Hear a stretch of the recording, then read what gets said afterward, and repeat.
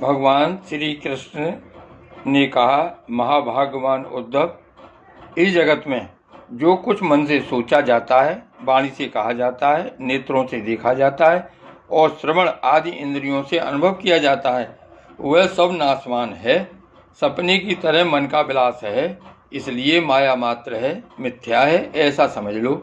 जिस पुरुष का मन अशांत है, असंयत है, उसी को पागल की तरह अनेकों वस्तुएं मालूम पड़ती हैं। वास्तव में यह चित्त का भ्रम ही है।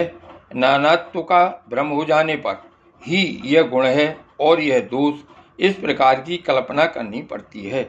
जिसकी बुद्धि में गुण और दोष का भेद बैठ गया है, दृढ़ मूल हो गया है, उसी के लिए कर्म, अकर्म और विकर्म रूप भेद का प्रतिपादन हुआ है। इसलिए उद्धव, तुम पहले अपनी समस्त इंद्रियों को अपने वश में कर लो, उनकी बागडोर अपने हाथ में ले लो और केवल इंद्रियों को ही नहीं, चित्त की समस्त वृत्तियों को भी रोक लो और फिर ऐसा अनुभव करो कि यह सारा जगत अपने आत्मा में ही फैला हुआ है और आत्मा मुझ सर्वात्मा इंद्रियातीत ब्रह्म से एक है, अभिन्न है।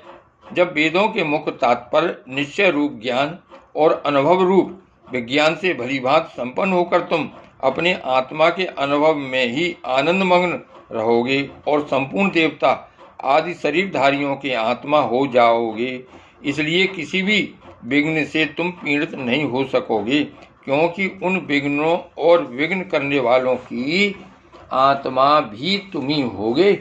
जो पुरुष गुण और दोष बुद्धि से अतीत हो जाता है, वह बालक के समान निषिद्ध कर्म से निवृत्त हो जाता है, परंतु दोष बुद्धि से नहीं।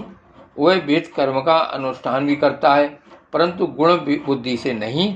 जिसने श्रुतियों के तात्पर्य का यथार्थ ज्ञान ही नहीं प्राप्त कर लिया, बल्कि उनका साक्षात्कार भी कर लिया है और इस प्रकार जो अटल निश्चय से संपन्न हो गया है, वह समस्त प्राणियों का हितैषी सुहृदय होता है और उसी की वृत्तियां सर्वथा शांत हो रहती हैं।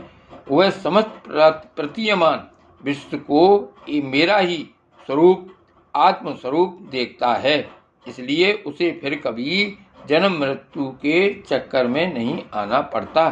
जय श्री कृष्ण।